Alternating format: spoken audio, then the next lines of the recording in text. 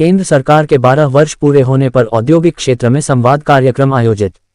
वाराणसी केंद्र सरकार के 12 वर्ष का कार्यकाल पूर्ण होने के अवसर पर रामनगर औद्योगिक एसोसिएशन की ओर से रामनगर औद्योगिक क्षेत्र स्थित सभागार में संवाद कार्यक्रम का आयोजन किया गया। कार्यक्रम का शुभारंभ अपर जिलाधिकारी रजत वर्मा एवं एसोसिएशन के अध्यक्ष देव भट्टाचार्य ने दीप प्रज्वलित कर किया। इस दौरान केंद्र सरकार की विभिन्न उपलब्धियों, औद्योगिक विकास तथा रोजगार सृजन पर विस्तार से चर्चा की गई। कार्यक्रम को संबोधित करते हुए एसोसिएशन अध्यक्ष देव भट्टाचार्य ने कहा कि पिछले वर्षों में औद्योगिक क्षेत्र में आधारभूत सुविधाओं के विकास पर विशेष ध्यान दिया गया है। उन्होंने बताया कि पहले औद्योगिक क्षेत्र की सड़कें काफी जर्जर और क्षतिग्रस्त थीं, जिससे उद्यमियों और श्रमिकों को आवागमन में कठिनाइयों का सामना करना पड़ता था। पूर्व सांसद डॉक्टर महेंद्र नाथ पांडेय के सहयोग से इन सड़कों का सीसी निर्माण कराया गया, जिससे क्षेत्र की तस्वीर बदली है। आज जैसे जो अपने प्रधानमंत्री जी के अपने सरकार के जो 12 वर्ष पूरे हुए हैं, उसी के ऊपर पूरे देश में या उत्तर प्रदेश में भी देखा जाए तो हर जगह पे इस तरह के कार्यक्रम रखे गए हैं, जिसमें जो 12 वर्षों में जो उपलब्धि और जो अच्छाइयाँ की गई हैं उसके ऊपर चर्चा हुई है। तो उद्यमियों के साथ आज उसी की बैठक रखी गई। उसमें ADO साहब ने बताया कि पहले की स्थिति क्या थी और आज की स्थिति क्या रही। आप किस रूप में लेते हैं इसको? पहले क्या थी, आज क्या? देखिए, इंफ्रास्ट्रक्चर की अगर बात की जाए तो पहले जो थी और आज में फ़र्क है। पहले आज के दिन में आप किसी भी रेलवे स्टेशन में, किसी भी एयरपोर्ट पे, कहीं भी हाईवे पे आप जाइए, आपको सड़कें बनी हुई मिलेंगी।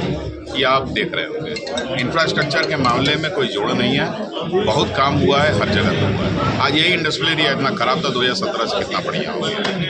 तो इधर तो अच्छे हुए, अच्छा इंफ्रास्ट्रक्चर तो अच्छा हुआ है।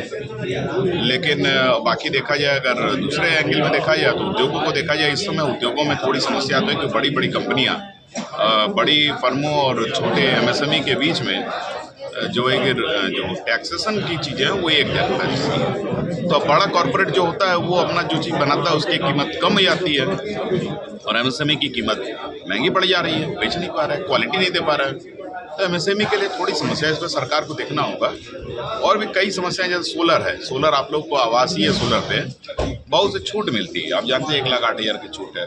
उसके बाद आप दिन भर में जितना उत्पादन करते हो वो नेट मीटरिंग होती है। लेकिन इंडस्ट्री में जब आते हैं, हम लोग को इतने बड़ी बड़ी शेडें हैं जिसमें हम लोग खूब सोलर बना सकते हैं, वहाँ पे इसको सपोर्ट नहीं किया जा रहा है। यहाँ पे क्या नेट बिलिंग कर दिया है, यानी दिन में जितना आपने उत्पादन किया, आपने दिन में जितना खपत किया, बस इंडस्ट्री की बात कर रहा हूँ।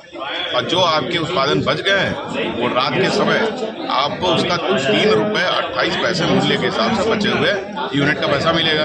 और रात में वही बिजली आपको अपनी बनाई हुई बिजली ₹8 में खरीदना है। तो इससे भी सरकार को सोचना होगा। ये सब कुछ चीज़ें हैं जो थोड़ा विचारों के ऊपर है ना। बाकी सब देखा जाए तो इंफ्रास्ट्रक्चर या सब कुछ बहुत जिस अच्छा तरीके से पेट्रोल और डीजल के प्राइसेस बढ़ रहे हैं, क्या आपको लगता है औद्योगिक क्षेत्र भी प्रभावित हो रहा है? जरूर प्रभावित होता है। अगर डीजल पेट्रोल की कीमत बढ़ती है तो भाड़ा बढ़ेगा तो लागत बढ़ेगी तो दिक्कत होगी। हम सब लोगों को झेलना पड़ेगा, महंगा पड़ेगा सामान, तो कोई बुरा नहीं।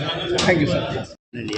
आज ये केंद्र सरकार के 12 वर्ष और राज्य सरकार के 9 वर्ष पूर्ण होने पर ये हर जगह, तो हर सोसाइटी में, हर स्तर पर इस तरह के कार्यक्रम आयोजित किया जाता है।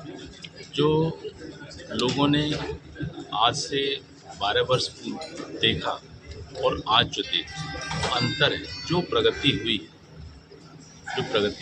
उसके संबंध में लोग बात करें, लोगों को बताया जाए इस प्रगति के संबंध।